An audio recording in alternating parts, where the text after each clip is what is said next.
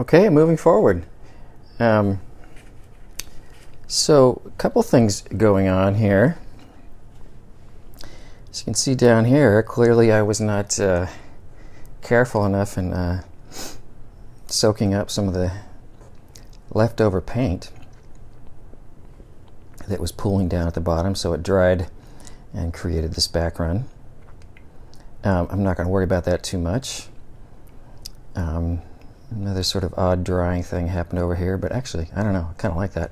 But either way, one of the important things to think about what's going on is, especially when you start really becoming more familiar with the range of values that these paints can make when you layer them on, you'll start realizing that while it may have seemed sort of like this kind of started kind of medium dark and then was getting darker and darker, and that this seemed pretty dark originally, it's really not that dark at all. You know, it's sort of, this is really barely getting to kind of the medium darkness, mid dark. Anyways, we'll keep. I'm sure I will adjust, but first I'm just going to kind of finish off this the final pass for just this one color. It's sort of the first round really of just layering on, and then I'll assess kind of where I want to go from there.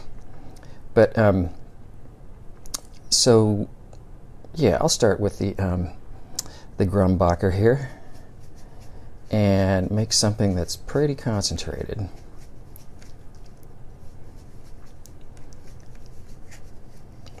I probably didn't step darker quickly enough. So but that's a better problem to have than going too quick, at least for my style and comfort level with painting, because with watercolor it's much easier to go darker than it is to go lighter.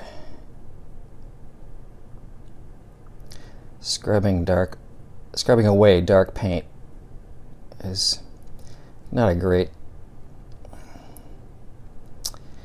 well, as a rule of thumb, not a great way to go, mostly because it will beat up the paper and just sort of give you fewer options of how you want things to look.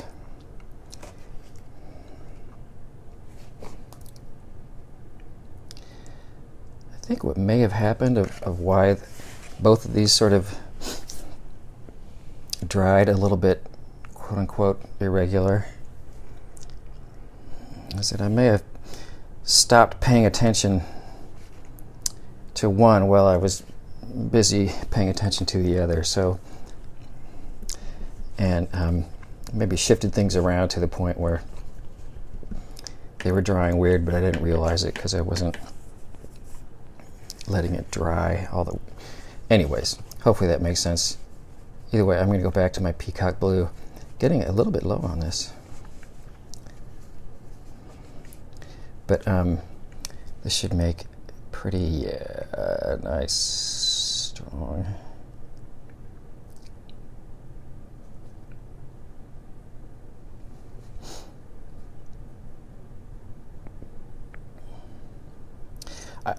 I should actually, now that I think about it, I should point out that the comparisons I was doing, just as far as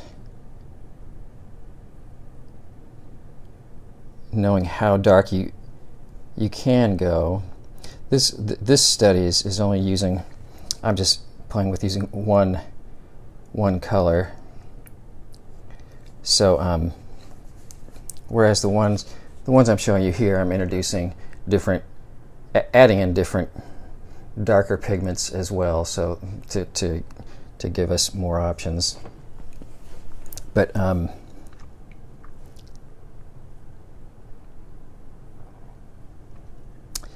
just sort of looking at it, and yeah.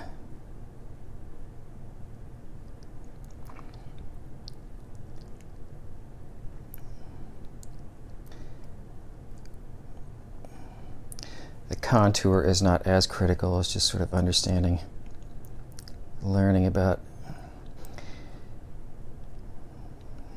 different concentrations of the paint and getting darker and layering. So I have a hunch what I'll do eventually is come back and maybe, well, I'll decide and do a video about it.